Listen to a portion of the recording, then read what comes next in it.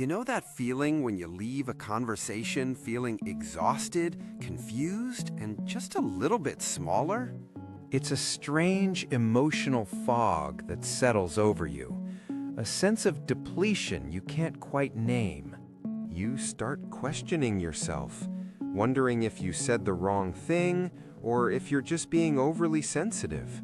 I'm here to tell you that feeling is real, it is valid, and it is not your fault. You're not overreacting. Your nervous system is accurately detecting a threat.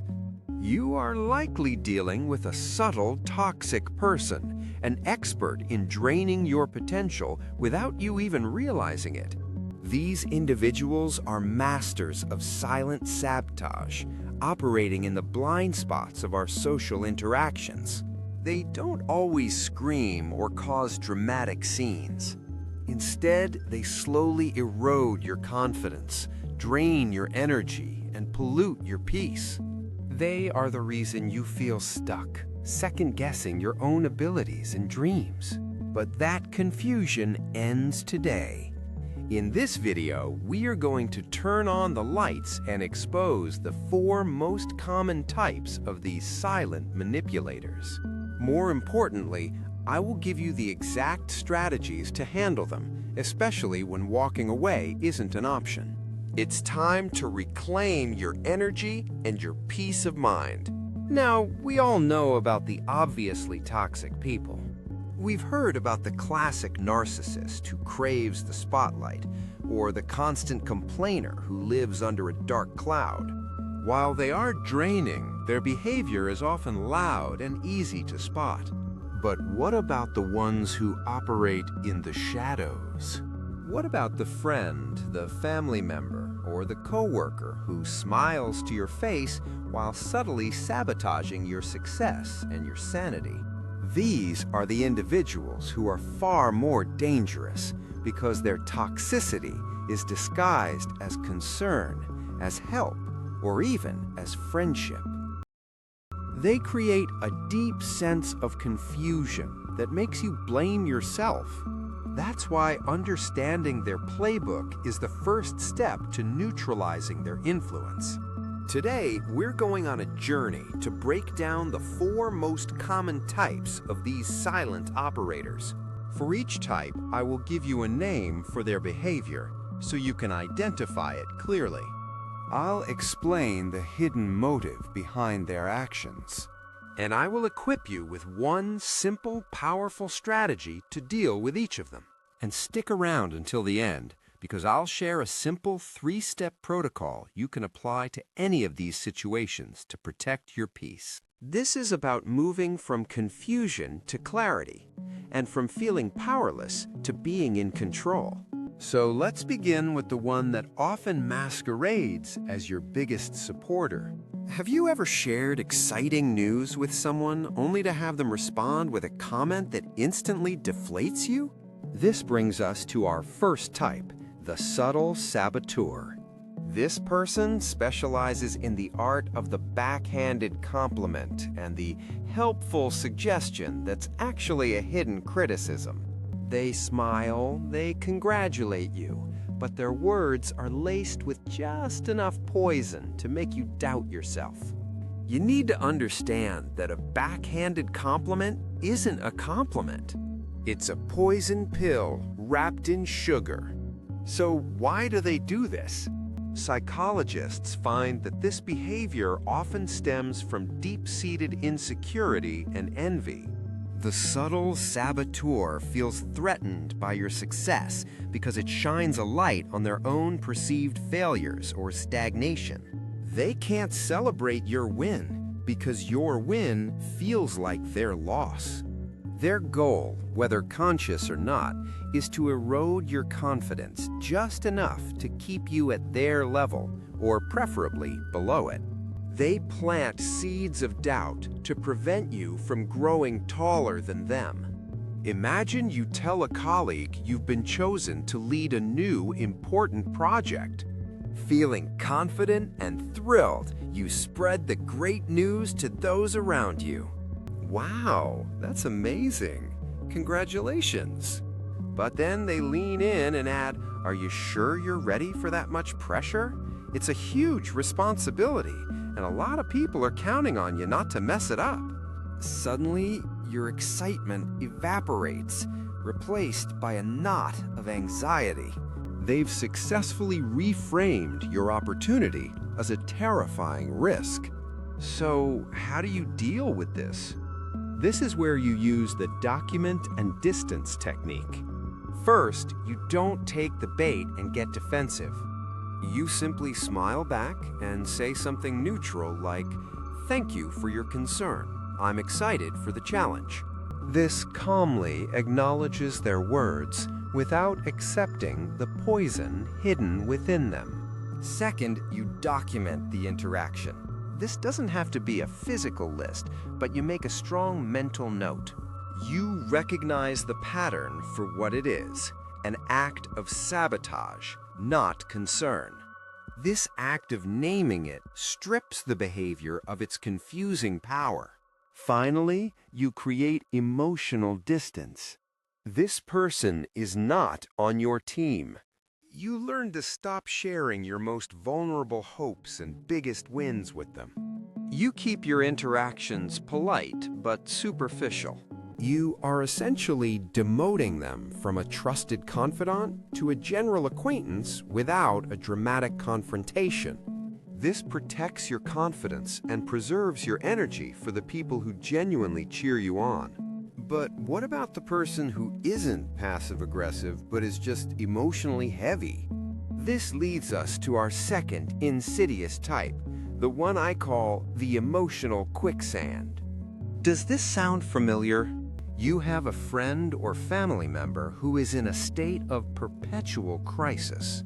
Every conversation with them is a monologue of their problems, their dramas, and their anxieties. Now, it's important to distinguish this from a friend who is genuinely venting and seeking support. The emotional quicksand is different. They are not looking for solutions. They are engaged in a process of emotional dumping. They are transferring the weight of their chaos and anxiety directly onto you, and then they walk away feeling lighter while you are left carrying their burden. They don't just drain your energy, they pollute your emotional well. You become their unpaid therapist and their designated dumping ground. The psychological driver here is often an inability to self-soothe or take responsibility for their own emotional state. They have learned that by outsourcing their anxiety to you, they get temporary relief without doing the hard work of solving their problems. Your empathy becomes their escape valve. Let's look at an example. Think of that friend who calls you every single day to complain about the exact same issue with their job or their partner. You listen patiently for an hour, your own to-do list piling up. You offer thoughtful advice and potential solutions. They reject every single one with a "yes, but." "Yes, but that won't work." "Yes, but you don't understand." "Thanks, I feel so much better." Meanwhile, you feel completely drained, anxious, and frustrated, as if you've just run a marathon you didn't sign up for. Their relief came at your expense. The solution here is powerful, and it's called the boundary and redirect technique. When the emotional quicksand starts their monologue, you listen for a short, defined period. You can show empathy, but you must not absorb their chaos. Then you smoothly add an important remark. "Wow, I can see how much this is affecting you. What do you think your next step should be?" Let's break down why this is pure genius. First, it validates their feeling with, "I can see how much this is affecting you." This prevents them from getting defensive. Second, the question, "What do you think your next step should be?" performs a magical shift. It gently hands the responsibility for solving the problem right back to them, where it belongs. You are transitioning from being a passive dumping ground to an active coach. You are signaling that you are there to support them in finding their own solutions, not to be their solution. It stops the cycle of dependency and protects your most valuable asset, your energy. If you've ever felt like someone's emotional dumping ground, you're not alone. We talk about protecting your energy and peace in every single video. If that sounds like what you need, consider subscribing to join our community of empowered individuals.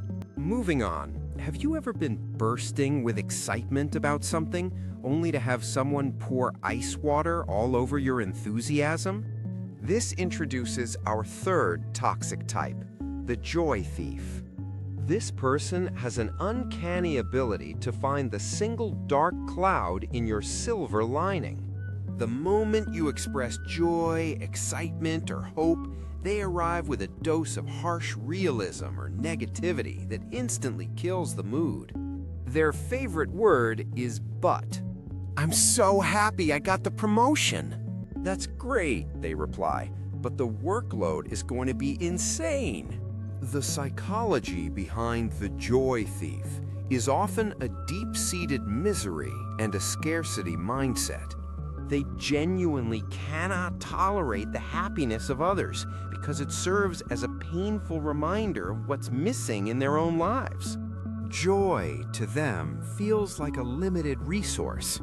If you have more of it, they feel like they must have less. So their subconscious goal is to pull you back down to their emotional baseline, where they feel more comfortable. They are trying to balance the emotional ecosystem by poisoning your patch of green grass. Let's take a very common scenario. You announce to your family that you finally booked a long-awaited vacation to a beautiful beach destination. You show them pictures, your face lit up with excitement. "Oh, I heard it's really crowded there this time of year." Then they add, "And aren't the flights ridiculously expensive? I hope you got a good deal." Just like that, your bubble of joy is popped. Instead of dreaming about the beach, you're now worrying about crowds and money. Their negativity has successfully hijacked your happiness. The defense against a joy thief is proactive, and it's called the information diet. It is elegantly simple. You simply stop feeding them the information they use as ammunition.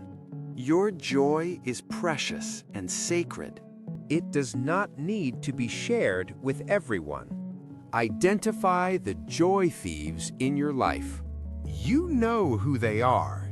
They're the ones who consistently leave you feeling worse after sharing good news. And then you put them on an information diet. You don't share your new business ideas, your exciting travel plans, or your wonderful relationship milestones with them. This isn't about being secretive or dishonest. It's about being a discerning curator of your own joy. You share your light with people who will amplify it, not extinguish it. Protect your joy by being selective with your audience. Finally, we come to the master of mental gymnastics. Have you ever been in a situation where someone else's mistake somehow ends up being your fault? If so, you have met our fourth type, the responsibility deflector. This person has a black belt in blame shifting. Accountability is like kryptonite to them, and they will perform incredible feats of logic to avoid it. Their favorite phrase in all its variations is, "It's not my fault because." They create a fog of excuses and justifications that is designed to confuse you and make you question reality. This is a form of low-grade gaslighting that can be incredibly damaging over time. The psychological reason for this is often a fragile ego. For the responsibility deflector, admitting fault is not a simple act of taking ownership. To them, it feels like a fundamental admission of being flawed, inadequate, or bad. So, to protect their fragile sense of self, they have to rewrite history in real time. In this rewritten history, they are always the victim of circumstances, and you are often cast as the unreasonable or demanding party. Here's a classic example. You and a partner or close friend agree that they will be responsible for booking tickets for an event. The day of the event arrives, and they sheepishly admit they forgot. A normal apology would be, "I'm so sorry, I completely forgot. It's my fault." But the responsibility deflector says something different. "Well, you didn't remind me this morning. You know how busy I've been." In an instant, their failure to act has become your failure to manage them. You are left feeling not just disappointed about the event, but also unfairly guilty. The way to counter this is a beautifully simple and firm technique called the broken record. The key is to refuse to engage with their web of excuses. You do not argue, you do not defend yourself, and you do not accept the blame. I'm simply stating the objective, neutral fact, over and over if necessary. The agreement was that you would handle the tickets. When they reply, "But you should have reminded me," you don't argue that point. The agreement was that you would handle the tickets. This technique is incredibly powerful because it refuses to enter their distorted reality. You are holding up a mirror of simple, undeniable truth. You were not attacking them. You were simply refusing to accept a responsibility that is not yours. This enforces accountability without escalating the conflict into a fight. Okay, we've identified the problems. Now let's talk about the real solution. So now that we can spot the subtle saboteur, the emotional quicksand, the joy thief, and the responsibility deflector, what do we do about it? I want to give you a simple, unified framework you can use for any of these situations. I call it the Peace Protection Protocol, and it consists of 3 steps: notice, name, and neutralize. First, you notice. This is about trusting your body. Notice that feeling of being drained, of confusion, of anxiety after an interaction. That feeling is data. It's your internal alarm system going off. Second, you name it. Based on what we've learned today, put a label on the behavior. That was a joy thief moment, or, okay, he's being a responsibility deflector. This act of naming brings immense clarity and stops the self-blame. Third, you neutralize. This is where you deploy the specific strategy we discussed for that type. For the saboteur, you document and distance. For the quicksand, you boundary and redirect.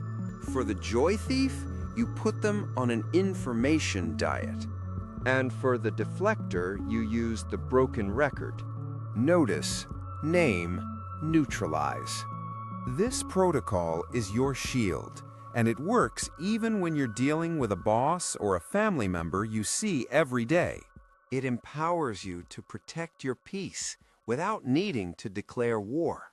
As we wrap up, I want to come back to that feeling we talked about at the beginning. That feeling of being drained and confused isn't a weakness, it's a superpower. Your sensitivity is not a flaw, it's a finely tuned radar system. It's your internal alarm system telling you that a boundary is being crossed, that your energy is under threat. For too long, you may have been told that you are too emotional or that you take things too personally. The truth is, you were just the only one in the room willing to acknowledge the emotional reality. Learning to spot these patterns isn't about collecting labels or judging others. It's about one thing and one thing only: reclaiming your right to inner peace.